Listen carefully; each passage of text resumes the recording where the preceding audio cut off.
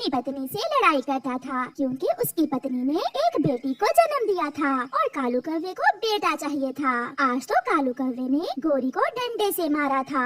काली शक्ल वाली, चल निकल जा मेरे घर से, या फिर मुझे दूसरी शादी ही कर लेने दो ताकि मेरा भी बेटा हो। पति जी मुझ पर दया करें, मुझे घर से ना निकालें। मैं सारे काम करती हूँ, मैं आपके लिए दाना भी लाती हूँ और अपनी बेटी के लिए भी। मेरी बेटी आपका क्या खा ले रही है जो आप मुझ पर इतना अत्याचार करते हैं? तुम 10 अंडे भी दोगी तो उनमें से भी बेटियां ही निकलेंगी क्योंकि तुम मनहूस हो तुम। ऐसा कहते हुए कालू कौवा घर से बाहर चला जाता है। मम्मा, पापा ने आपको मारा, मेरी वजह से मारा है ना आपको पापा ने?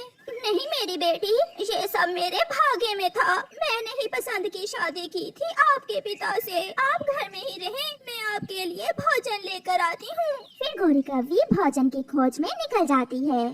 थोड़ी दूर नदी के पास रानो चिड़िया और हरियाली तोती बैठी हुई थी। गोरी कौवी वहाँ चली जाती है।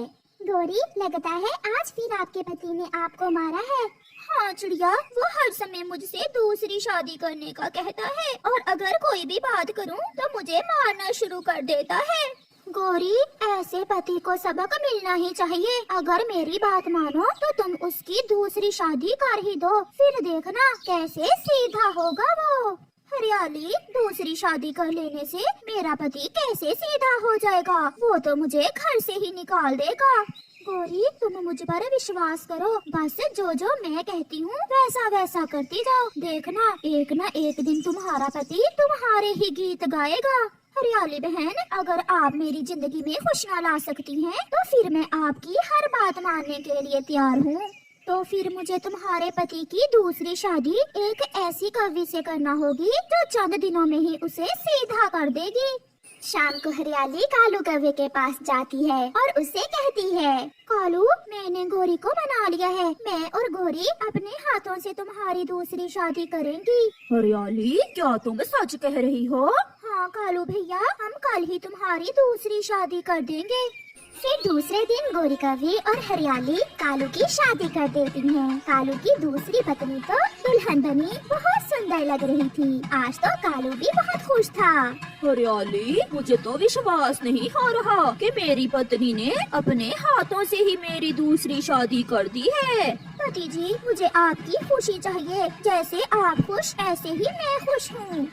फिर वो सब कालू की दूसरी पत्नी को बिहाकर घर ले जाते हैं। कौवा और कौवे की नई दुल्हन बैठे हुए थे। गोरी कौवी भी अपनी बेटी के साथ बैठी हुई थी जब उनके दरवाजे पर दस्तक होती है। कालू दरवाजा खोलता है। कौन हो तुम और किससे मिलना है? मेरा नाम भूरा है। मेरी दीदी का घर यही है ना? पति जी, इसे अंदर ले आए, ये मेरा भाई है। फिर कालू कौवा उस कौवे को घर में ले आता है। दीदी, मेरा आपके बिना दिल नहीं लग रहा था। माँ ने कहा कि मैं आपके पास ही चला जाऊँ। मुझे पता है बहुत प्यार करता है मेरा भाई मुझसे। तुम आज से मेरे साथ इसी घर में रहोगे। कालू ये सब देखकर बहुत हैरान था। नई नई शादी थी इसलिए वो अपनी पत्नी को कुछ नहीं कहता। पति जी, ले, आपको बेटे की इच्छा थी, आपको बेटा मिल गया। अपने साले को बेटा बनाकर रख लेना घर में। ऐसा कहते हुए गोरी हंसने लग जाती है। फिर दूसरे दिन कालू जब शाम को घर वापस आता है तो घर में खाने को कुछ भी ना था। मुझे खाने को दो कुछ, पिंकी। पति जी, थोड़ा सा तो दाना था, वो तो मैंने और मेरे भाई ने खा लिया। आप अपने लिए और दाना ले आए। अब तो मेरे हिस्से का भोजन तुम्हारा भाई ही खाया करेगा।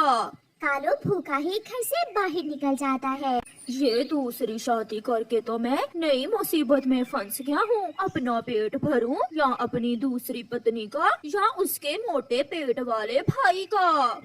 ऐसे ही कुछ दिन गुजर जाते हैं। गोरी अब पहले से खुश थी क्योंकि कालू दाना लाता जो उसकी दूसरी पत्नी और उसका भाई खा लेते और कालू फिर से दाना लेने चला जाता। उसे तो उसी काम से फुर्सत न मिलती थी।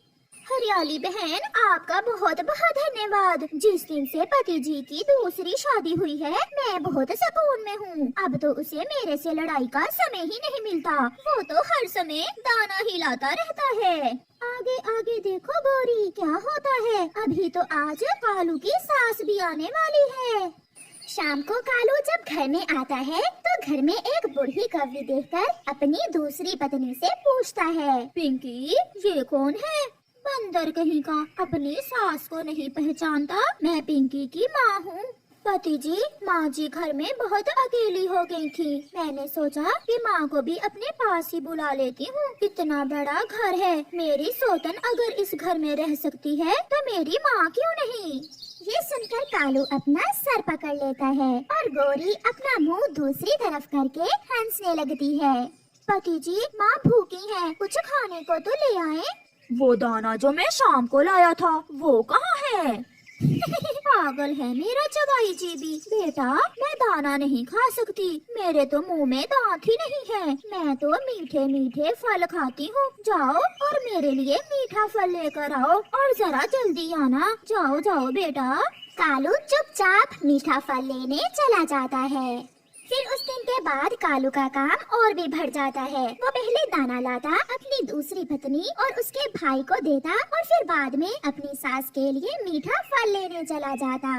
अभी 10 दिन ही गुजरे थे कि कालू अभी घर के बाहर ही था कि उसकी दूसरी पत्नी किसी से फोन पर बात कर रही थी। हाँ, पीपल के बड़े पेड़ से सीधा आगे आ जाओ और बेरी के पेड़ के ऊपर बड़ा सा घर है, उसी घर में तो मैं रहती हूँ। कालू भी घर में आ जाता है। पिंकी ये किसे तुम रास्ता बता रही हो?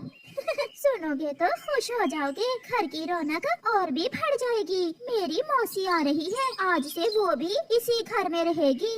ये सुनकर कालू रोने लग जाता है और गोरी से कहता है, गोरी चलो मेरे साथ चलो।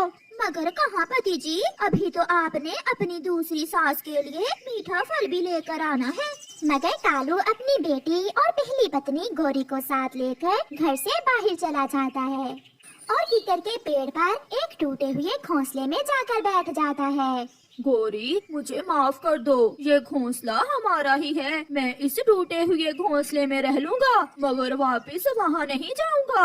मैंने दूसरी शादी करके बहुत गलती की। मैं अपनी बेटी और पत्नी को खुश रखूंगा।